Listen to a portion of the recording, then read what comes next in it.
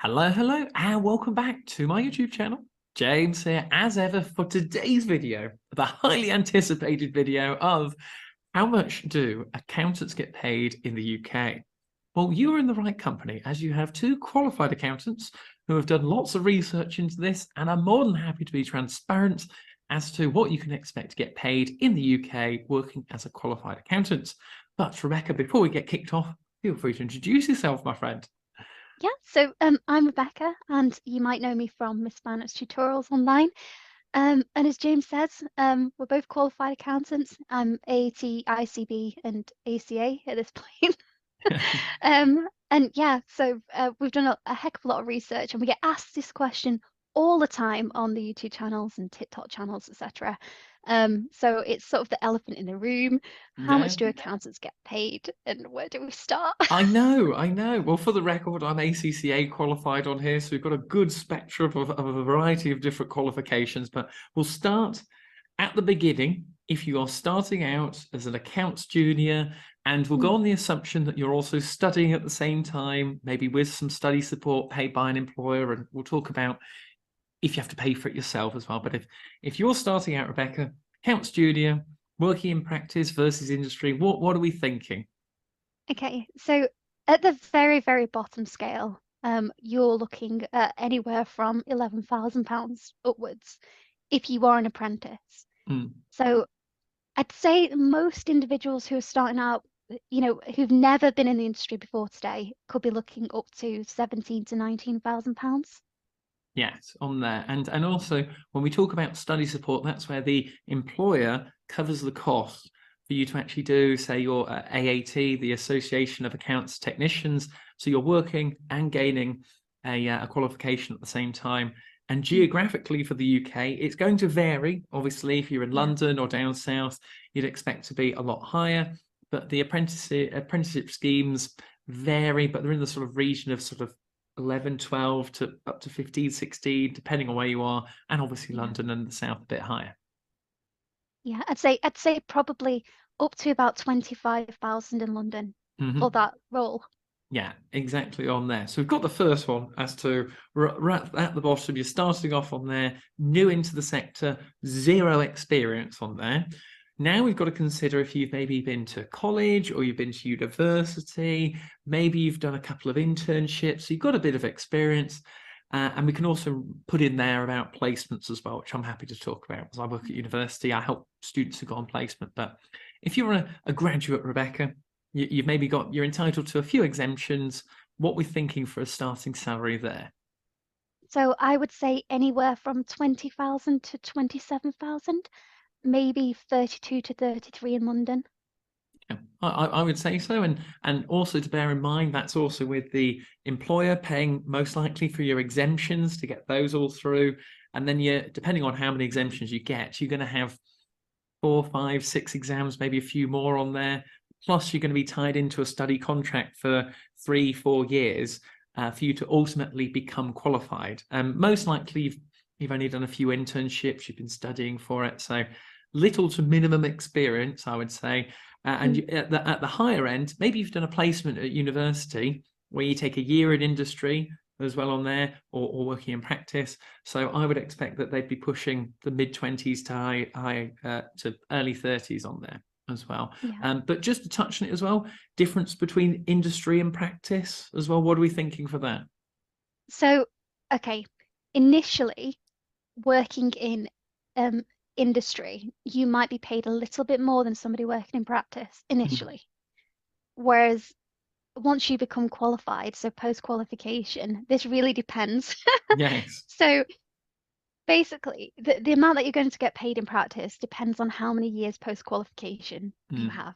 So up to 5, if you are, let's just say they're ACCA qualified or ACA qualified after that point, you're probably looking at between 33,000 and 40,000 in practice, and that's 5 years post-qual.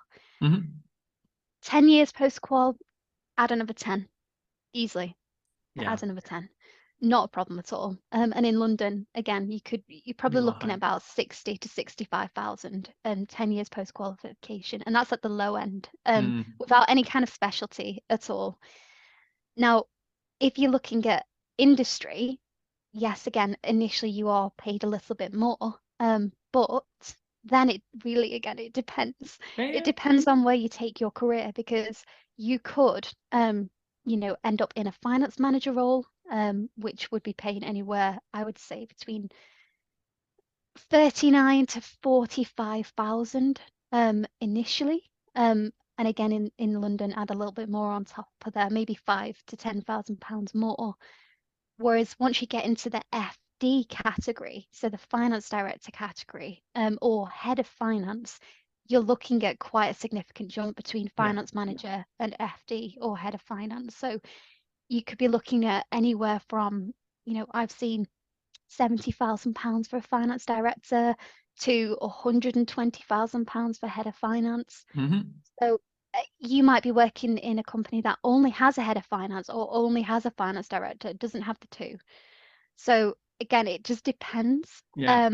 It's the key word for today, isn't it, on there It for does you? depend. And I'll link in the bottom as well. You've got the ACCA careers site, you've got the Mhm. ICAW careers site, just so you can get a feel for, because you'll have seen looking online, some advertised competitive salaries, some actually give you an actual salary on there as well. So it all depends, and that is the key thing. And we're talking on the assumption that as you're going through your career, you're taking on more and more responsibility as well, and you're going Yeah. into more complicated roles, maybe advisory. But I've worked with some qualified accountants who are quite happy just to maybe just stick to some accounts prep on there, maybe managing just a small portfolio of clients on it. And they're more than happy to do that. So if you're happy on that, that's the amount that you'd get for it. That's it. And you don't have to, as your career goes on, take on more responsibility, take on a higher paid role, take on a different role. You don't have to do that. Once you're qualified, you could literally say to your boss, look, I'm happy where I am. I'm happy with the clients that I have. I want to be a client portfolio manager. I don't want to take it any further. I don't wish to specialize. I want to stay here. I like it here, and that's fine. And you again, I think in the UK at the moment, after there was a recent survey that went round, and most qualified accountants are earning at least £40,000 in the UK. So, that's pretty much guaranteed. And again, that's at the lower end of the scale. So and this is on average as well, because again, we've got to say the word or words, it depends. it depends. Because obviously if you're working, say, up north, or maybe Manchester, Liverpool, or maybe you're working in a really small practice, then there are going to be these anomalies out there that someone will go on watching this video will go, oh, I'm on early 30s, James, I've been qualified. All these, there are so many different variables on it as well. Some get bonuses, some don't, some might have share options. These are all the different variables that you can actually question to your employer as well on there. But just getting an idea what's out there in the market, I would say. But if you're just qualified, CIMA, ICAW, ACCA, with the minimum 3 years experience on there, I would say you've got to be on at least 30, 35, and that's at least plus obviously higher in London, down in South. That's what I'm trying to say. But it depends on what your experience is, where you've worked, specialisms on there as well. It's not as clear cut as just having those years experience, because it depends on what you have done in those years experience. So if you sat purely in the one department and you've not seen outside of that, then your earning potential might be quite limited, because you've only seen, as I say, that proportion, and that's your specialty. Whereas if you've worked in, forensic audit, medical, you've worked in, you've done the bookkeeping side of things, you've done a little bit of consultancy work, financial planning, etc., then you're going to have more scope for that additional salary. Because you've got more experience. So all that needs to be taken into account, as well as your, level of responsibility. Have you managed staff? Have you trained staff? Have you ran departments, etc.? So all of those additional skills come into how much you can earn. So I definitely wouldn't be, if you sat there and you're not being paid what we've discussed here. Again, there are 100 different factors to be involved in how much you are earning. So this is just a very broad. We're trying to keep it depends, but it's to give anyone a flavour for it as well. As to you touched on earlier about finance directors and if you're part of a board of directors on there. I mean, what are we thinking, Rebecca, as to the real high end that you've maybe worked in the same area, lots of experience? What are we thinking salary-wise there?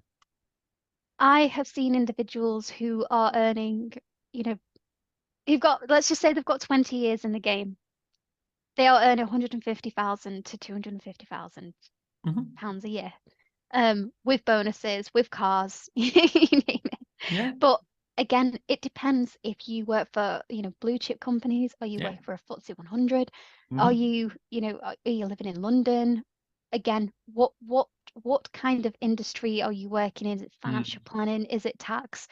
Etc. So it again depends. I'm gonna keep saying it. It just depends. I I know. can't give you a straight answer. I'm sorry to be like a politician, but there's so many different factors that go into how much you get Yeah. paid. Yeah, completely agree. You Yeah. could be working at the Big Four, and then you've progressed up from associate to manager, then you've come up to a director, and you've maybe been there for 20 years, and you would expect that you're going to get a higher salary on there, especially in London. But again, it just comes down to just do your research, have a look around out there, and if you think you're being, there are other options, use some of the free resources, or you can leave us a comment below as to if you want some help finding some of these actual free documents on there as well. But any other final tips, Rebecca, on about how much UK accountants get paid that you couldn't sleep tonight if we didn't get it on record to help someone out?